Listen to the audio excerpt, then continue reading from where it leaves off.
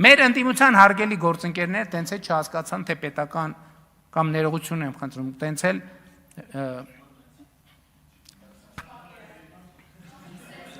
Մի խանգարեք։ Լավ, տենց էլ ճիշտ չհասկացան, թե պետական բյուջեն հիմա մեր կանոնակարգով եմ առաջնորդում, էլի, փորձում եմ վարչական վարույթի տակ չընկնեմ կուսակցության ներս։ Դրա համար էլ այդ 20 թվի այդ պատմությունը հիմնադրամի միջև էլ գլխի չեն ընկնում։ Պետական բյուջեն մի հատ տակառ է, որի մեջ լցնում ենք ջուր։ Մի հատ կանաչ դույլով ենք լցնում, մի հատ կարմիր դույլով, մի հատ դեղին դույլով, մի հատ շագանակագույն դույլով։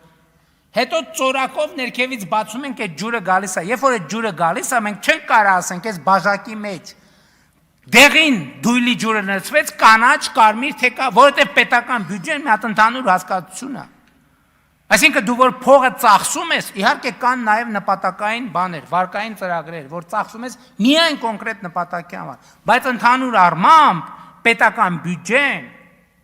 կամ որ դու նպատակի համար, ասենք, մի նպատակի համար ուղղում ես, դա քո նպատակն է, ուրիշի նպատակը չի։ Դա նշանակում է, երբ որ դու վարկային ծրագիր ուղղեցիր, այդ կոնկրետ նպատակի համար, այդ տակառի մեջ ուրիշ ջուր հայտնվեց, որ դու կարող ես օգտագործել այլ նպատակի համար, որովհետև այդ ջուրը ի սկզբանե ինչ նպատակի համար նախատեսվել էր, դրա համար դու ուրիշ տեղի ջուր ես բերել եւ այդ ջրով ես ջրել։ Ինչն է անհասկանալի։ Հիմա պետական պարտքի այս բանը, այս պատմությունը։ Ընդ որում, այո, մենք չենք ուզում այդ թեմայի մասին խոսենք, որովհետև չենք ուզում, հիմա ինչ ենք ուզում խոսել, որովհետև հիմա խաղաղություն է հաստատված, կարող ենք խոսել։ Պետական պարտքի ամբողջ ավելացումը կամ չեն տեսել իրանք բյուջեով։ 2018-ից մինչև 2025 թիվը ներառյալ 4.4 միլիարդ դոլարի կապիտալ ծախսա միայն պաշտպանության ոլորտում, 25-ը ճիշտ ասի, թե 24-ում։ Լավ, վերջ ինչ-որ մի ժամանակահատվածում չեն տեսել այդ թիվը, ոնց կարա ինչ տեսնեին։ Հաջորդը, այս մի ուղղությունն է, հաջորդ ուղղությունը ինչ-որ պարտքը ավելացա, կապված է Ղարաբաղի փախստականների և Ղարաբաղի հետ կապված չնախատեսված ֆունկցիաների ծախսի համար։ Ուրիշ պատմություն սրա տակ չկա և պարզապես գոյություն չունի։ Չեմ ասում, իհարկե նախկինում եղել են վարկային պայմանագրեր և այլ, այսինքն ինչ-որ բնական ունաչ պետք է նախատեսված լինի։ Բայց ընդհանուր առմամբ գնահատելով կառավարության նախորդող շրջանի աշխատանքը, ես ուզում եմ ասել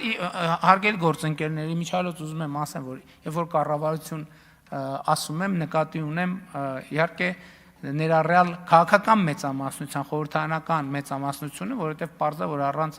խորհրդարանական աջակցության կառավարությունը չի կարող աշխատել։ Քաղաքական մեծամասնության աշխատանքը, ես ուզում եմ ասել, որ ես լավ եմ գնահատում մեր աշխատանքը։ Բայց ամենակարևորը տնտեսական ցուցանիշները չեն։ Ամենակարևորն է, որ մենք Հայաստանը դուրս ենք բերել թակարդից։ Հայաստանը դուրս ենք բերել աշխարհաքաղաքական թակարդից։ Այս բոլոր տնտեսական ցուցանիշները իրանք իհարկե կարևոր են, բայց ամենակարևորը չեն։ Ամենակարևորն է, որ մենք Հայաստանը դուրս ենք բերել թակարդից։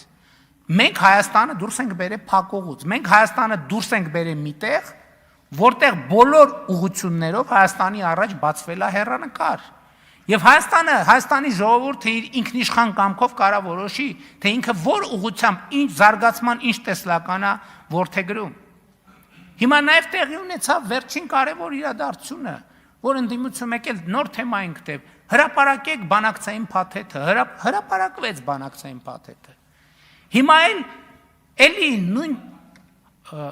նույն նարատիվները, որոնք վաղուց հնացած են։ Ես ձեզ մի բանաձև եմ ասում, ինչ կասեն ընդդիմության բարձրացրած բոլոր հարցերի պատասխանը։ Երբ որ իրանք խոսում են բանակցային գործընթացի մասին,